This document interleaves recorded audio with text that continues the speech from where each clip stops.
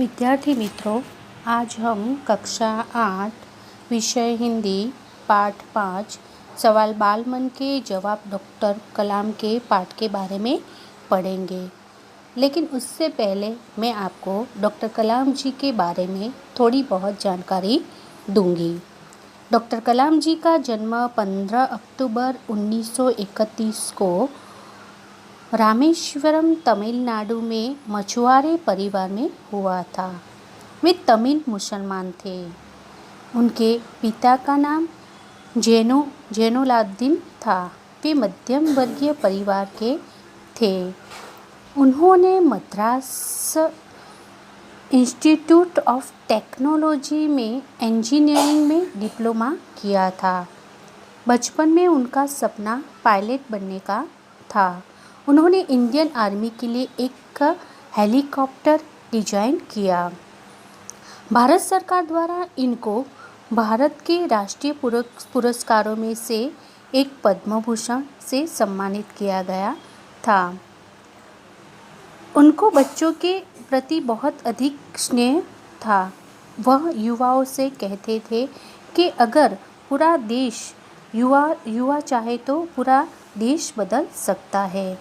भारत सरकार द्वारा उनको पद्म विभूषण, भारत रत्न, इंदिरा गांधी अवार्ड आदि अवार्डों से उन्हें सम्मानित किया गया था।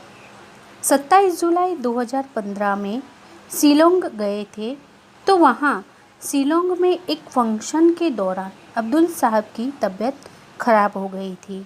वहीं वह गिर पड़े। उनको आईसीयू में भर्ती करवाया गया। 84 वर्ष की आयु में ही उन्होंने दुनिया को अलविदा कह दिया था। तो ये था डॉक्टर अब्दुल कलाम जी का परिचय। अब हम पाठ के बारे में पढ़ेंगे। प्रश्नोत्तर शैली में प्रस्तुत यह साक्षात्कार डॉक्टर अबुल पाकिर जैनुलाब्दीन अब्दुल कलाम से बच्चों की बातचीत पर आधारित है। यह बातचीत तब संपन्न हुई थी जब डॉक्टर कलाम राष्ट्रपति पद पर आसीन थे। वे बच्चों की जिज्ञासाओं का तुरंत उत्तर देने के लिए सदैव ही तत्पर रहते थे। प्रश्नकर्ता आर अरविंद, कक्षा 3, सेंट मेडस स्कूल, चेन्नई। क्या आप अपने बचपन की कोई यादगार घटना हमें सुना सकते हैं? प्रश्नकर्ता डॉक्टर कलाम जी को क्या कहते हैं कि आप अपने बचपन की कोई यादगार घटना हमें सुना सकते हैं? डॉक्टर कलाम, कक्षा 5वीं के मेरे शिक्षक श्री शिव सुब्रमण्यम अय्यर की एक बात मुझे याद है। एक दिन कक्षा में वे हमें यह बात बता रहे थे कि कोई पक्षी कैसे उड़ता है। उन्होंने हमें रामेश्वरम के समुद्र तट माने किनारा पर ले जाकर इसका जीवंत उदाहरण दिया। वह ऐसी यादगार घटना थी जो मेरे मन मस्तिष्क में हमेशा के लिए बैठ गई। मस्तिष्क माने दिमाग। इसी से मुझे आगे विज्ञान पढ़ने की प्रेरणा मिली। प्रश्नकर्ता सरयू मक्कर, कक्षा 5, वाल्मीकि नगर हिंदी माध्यमिक शाला, नागपुर। बचपन में हमें किस भाषा को प्रमुखता देनी चाहिए? डॉक्टर कलाम, मैंने स्वयं माध्यमिक शिक्षा तक की पढ़ाई अपनी मातृभाषा के माध्यम से पूरी की है। कॉलेज और उससे आगे की शिक्षा अंग्रेजी माध्यम की संस्थाओं में हुई। मेरा मानना है कि हम कॉलेज में भी माध्यम के रूप में मातृभाषा का चुनाव कर सकते हैं, क्योंकि युवा अपनी मातृभाषा में ही सोचता है। उसी में अपनी बात सहजता माने स्वाभाविकता से कहने में सक्षम होता है। पर इसमें कोई भी दो राय नहीं है कि वैश्विक स्तर पर संपर्क के लिए हमें अंग्रेजी जैसे एक संपर्क भाषा का नितांत आवश्यकता है। क्यों डॉक्टर कलाम जी कहते हैं कि हमें अपनी माध्यमिक शिक्षा की पढ़ाई तो हमें अपने मातृभाषा में ही करनी चाहिए, लेकिन साथ साथ इसमें एक दो राय भी ऐसे ही कि वैश्विक स्तर पर संपर्क के लिए हमें अंग्रेजी भाषा का भी ज्ञान होना ज़रूरी है। प्रश्नकर्ता अर्श पटेल, कक्षा 5, चंदूलाल विद्या मंदिर, मुंबई। यदि हम आपकी तरह बनना चाहें तो हमें क्या करना चाहिए? डॉक्टर कलाम, जब आप युवावस्था में कदम रखें तभी आपको जीवन में लक्ष्य निर्धारित कर लेना होगा। हमेशा कुछ बड़ा सोचो। जैसे ही यह अनुभूति हो कि आप आखिर बनना क्या चाहते हैं, तभी से उस दिशा में प्रयास और श्रम प्रारंभ कर दो। श्रम माने मेहनत। कहने का अर्थ है कि जी तोड़ मेहनत करो। ज्यों-ज्यों आप आगे की ओर बढ़ोगे, आपका सामना बाधाओं तथा कठिनाइयों से होगा। आपको अपने अंदर दृढ़ साहस पैदा करना होगा। समस्याओं को पराजित करने में महारत हासिल करनी होगी, तभी जीवन में सफल हो पाओगे। पहले ये ज़रूरी है कि आप निरंतर ज्ञान अर्जित करो। अब यहाँ पर डॉक्टर कलाम जी कहते हैं कि जब आप युवावस्था में कदम रखते हो, तभी आपको पहले अपने जीवन का लक्ष्य निर्धारित करना होगा कि आप क्या बनना चाहते हो। उसके बाद आपको इसके लिए जी तोड़ मेहनत करनी होगी। फिर इसमें आपको कई कठिनाई और मुसीबत आएगी, जिसका आपको दृढ़ कर सामना करना पड़ेगा। और साथ ही साथ ये भी ज़रूरी है कि आप इसमें निरंतर ज्ञान अर्जित करते रहो।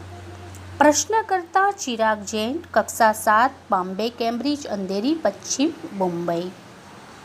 वह कौन सी बड़ी चुनौती है जिसका सामना हमें आज करना पड़ रहा है?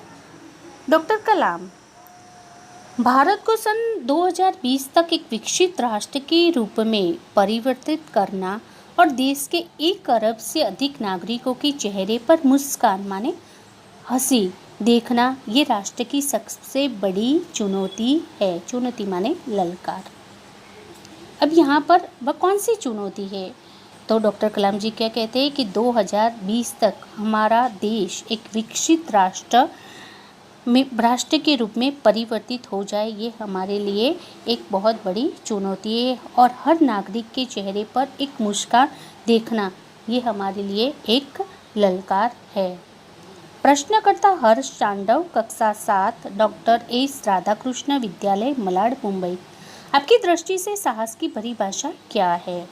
डॉक्टर कलाम, अपनी जान की परवाह किए बिना दूसरों को संकट या आपदा से बचाना ही साहस है। तो यहाँ पर साहस की परिभाषा, संकट माने मुसीबत, तो साहस की परिभाषा ये है कि कोई अगर संकट में है तो उसे हमें बचाना, वह हमारे लिए क्या है कि साहस की परिभाषा है। प्रश्नकर्ता तरुण पटेल, कक्षा 8, स्वामीनारायण इंडिपेंडेंट स्कूल, लंदन। हम प्रवासी भारतीय मातृभूमि के प्रति गर्व की भावना कैसे विकसित करें? डॉक्टर कलाम, भारतीय मूल को कोई भी व्यक्ति एक बृहद भारतीय परिवार का अंग है और उसे हमारे देश की सांस्कृतिक विरासत पर गर्व है। सौभाग्य से आप लोग ऐसी स्थिति में है कि अपनी भूमि से अच्छी तरह से जुड़े हुए हैं और यही आपके लिए गौरव की बात है। तो हमें मातृभूमि के प्रति कैसे गर्व की भावना रखनी चाहिए? तो यहाँ पर डॉक्टर कलाम जी कहते हैं कि हमारे देश की सांस्कृतिक विरासत पर हमें गर्व होना चाहिए और साथ ही साथ क्या है कि हमारी मातृभूमि के साथ हमें जुड़े रहना चाहिए, यह हमारे लिए गौरव की बात है। प्रश्नकर्ता सत्यम, कक्षा 10, जिला संकुल, मुंगेर। जो भी बच्चे आपसे मिलते हैं वे कहते हैं कि वे एक प्रसिद्ध वैज्ञानिक, इंजीनियर, डॉक्टर आदि बनना चाहते हैं, पर किसान, मजदूर और कलाकार भी किसी राष्ट्र के लिए उतने ही महत्वपूर्ण हैं। हम ऐसे ही परिवार से आते हैं। हमारे लिए आपका क्या संदेश है? तो हम देखते हैं कि कोई भी बच्चा होता है तो अगर हम पूछे तो वह डॉक्टर, इंजीनियर आदि बनना चाहते हैं, लेकिन कोई किसान, मजदूर या कलाकार क्यों नहीं बनना चाहता? तो ये प्रश्न के जवाब में डॉक्टर कलाम जी कहते हैं, किसान, मजदूर, कलाकार और दस्तकार ये सभी हमारे राष्ट्र के अभिन्न अंग है। राष्ट्र निर्माण में हमें उन सभी की सेवाओं की समान रूप से दरकार है। अब सभी को चाहिए कि अपने अपने क्षेत्रों में खूब उन्नति करें। तो यहाँ पर डॉक्टर कलाम जी कहते हैं ये किसान, मजदूर सभी भी हमारे राष्ट्र के एक अभिन्न अंग है और उनको अपने क्षेत्र में खूब उन्नति करनी चाहिए। प्रश्नकर्ता रोहित चतुर्वेदी, कक्षा 11, इस्लामिया इंटर कॉलेज, इटावा। आप कहते हैं कि भारत 2020 तक विकसित राष्ट्र बन जाएगा, पर निरंतर बढ़ती जनसंख्या और बेरोजगारी इसे संभव होने देगी? डॉक्टर कलाम, विकास स्वयं जनसंख्या वृद्धि को रोकने की अचूक औषधि है। औषधि माने दवाई।